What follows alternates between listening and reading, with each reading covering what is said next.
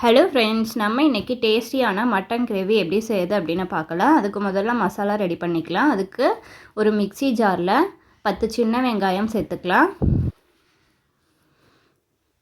இது கூட இஞ்சியை தோல் உரிச்சிட்டு சின்ன சின்ன பீசஸாக கட் பண்ணி சேர்த்துக்கோங்க. இதோட ஒரு 10 பூண்டு சேர்த்துக்கலாம். இது கூட 1 இன்ச் பட்டை, 2 லவங்கம், 1 ஸ்பூன் அளவுக்கு சோம்பு சேர்த்துக்கலாம். 1/2 ஸ்பூன் அளவுக்கு ஜீரகம் சேர்த்துக்கலாம். 1 ஸ்பூன் அளவுக்கு மிளகு சேர்த்துக்கோங்க.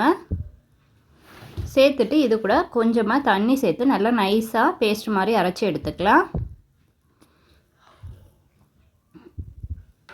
இப்போ இதை நல்லா நைஸாக அரைச்சி எடுத்தாச்சு. இதை எடுத்து தனியாக வச்சிடலாம். மட்டன் கிரேவி ரெடி பண்ணுறதுக்காக ஒரு குக்கரில் ஒரு 2 ஸ்பூன் அளவுக்கு எண்ணெய் சேர்த்துக்கோங்க. நல்லெண்ணெயில் செஞ்சால் இன்னும் நல்ல டேஸ்ட்டாக இருக்கும். நான் ஆயில் தான் சேர்த்துருக்கேன். எண்ணெய் நல்லா காஞ்சதுக்கப்புறமா இது கூட 2 பச்சை மிளகாவை நீளமாக சீவிட்டு சேர்த்துக்கோங்க. இதோட ஒரு கொத்து கருவேப்பிலை சேர்த்துக்கலாம்.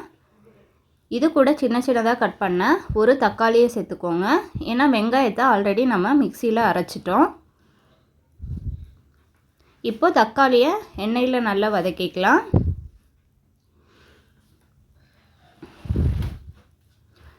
தக்காளி ஓரளவுக்கு வதங்கிடுச்சு. இப்போ நான் மஞ்சள் தூள் போட்டு நல்லா கழுவி எடுத்த மட்டனை சேர்த்துருக்கேன். நான் 1/2 கிலோ அளவுக்கு மட்டன் சேர்த்துருக்கேன்.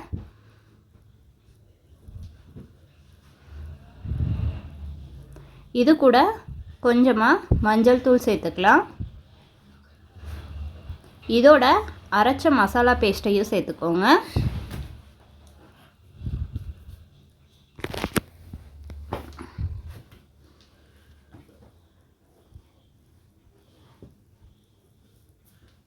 இது கூட தேவையான அளவு உப்பு சேர்த்துக்கலாம்.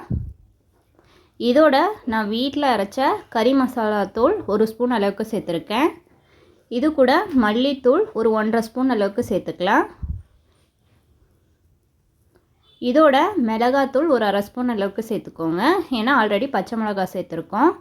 இப்போ இதை எண்ணெயில் நல்லா வதக்கி எடுத்துக்கலாம். பச்சை வாசனை போகிற முடியும். இப்போ பாருங்கள், இது நல்லா ஓரளவுக்கு வதங்கிடுச்சு. இப்போது மட்டன் வேகிறதுக்கு தேவையான அளவு தண்ணி சேர்த்துக்கலாம். மட்டன் முழுகிற அளவுக்கு தண்ணி சேர்த்துட்டு இது கூட கொஞ்சமாக விளக்கெண்ணெய் சேர்த்துக்கோங்க. விளக்கெண்ணெய் சேர்த்தும் போது நமக்கு மட்டன் கொஞ்சம் சீக்கிரமாக வேகும். சேர்த்துட்டு இதை நல்லா மிக்ஸ் பண்ணி விட்டுக்கலாம். மிக்ஸ் பண்ணிவிட்டு ஒரு கொதி வந்ததுக்கப்புறமா குக்கரை க்ளோஸ் பண்ணி அடுப்பை சிம்மில் வச்சுட்டு ஒரு 3லேருந்து 4 விசில் விட்டு எடுத்தோம்னா நம்மளோட மட்டன் நல்லா வெந்து கிரேவியெல்லாம் நல்லா திக்காக வந்திருக்கும். இப்போது விசில் போட்டுட்டு 3 விசில் விட்டு எடுத்துக்கலாம்.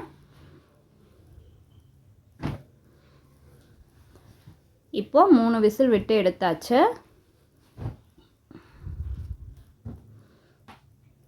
இப்போ நம்மளோட டேஸ்டியான மட்டன் கிரேவி ரெடி ஆகிடுச்சு.